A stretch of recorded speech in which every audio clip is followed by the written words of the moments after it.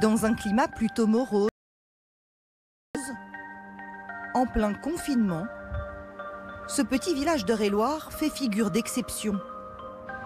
Car ici, l'horizon s'éclaircit.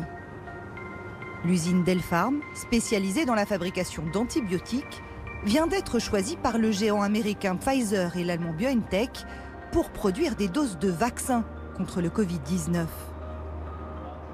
C'est vrai que pour nous, voilà, on est fiers, on est contents. Donc j'espère qu'on va pouvoir satisfaire nos clients, qu'on puisse reprendre la vie d'avant, en fait, de sortir sereinement, sans les masques.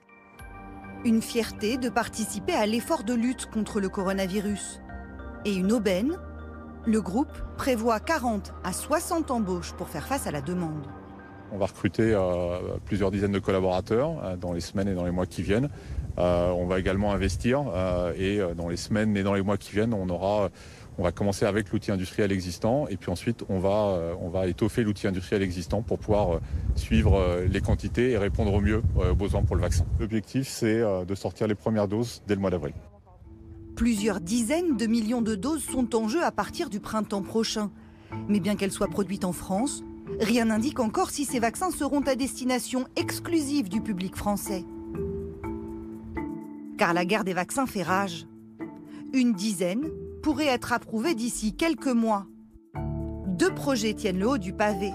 Celui de l'américain Moderna, l'Union européenne a déjà commandé 80 millions de doses, et la collaboration emmenée par le géant Pfizer.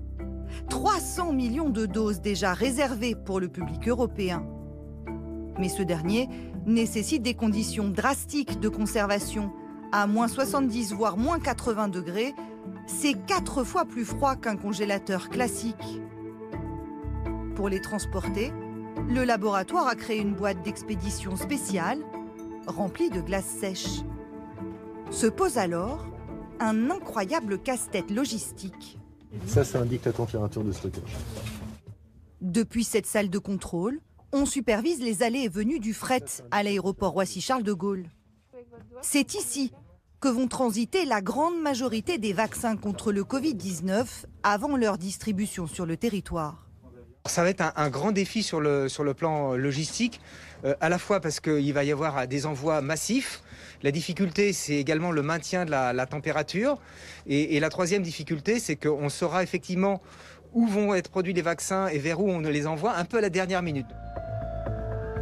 Au printemps, l'entreprise a déjà fait face au challenge du transport des masques.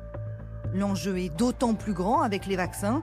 La rapidité de distribution conditionnera la sortie de crise. Dans un avion tout cargo, on a fait un calcul, on peut transporter jusqu'à plus d'1 200 000 doses.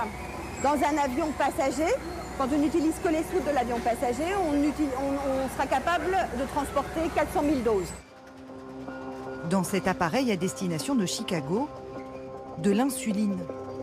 Un produit qui nécessite lui aussi des conditions drastiques de conservation.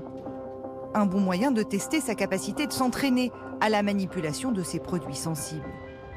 Aujourd'hui, nous avons des infrastructures, nous avons des processus et des méthodes qui sont en place et nous vérifions s'il y a besoin de les adapter dans le cas de gros volumes.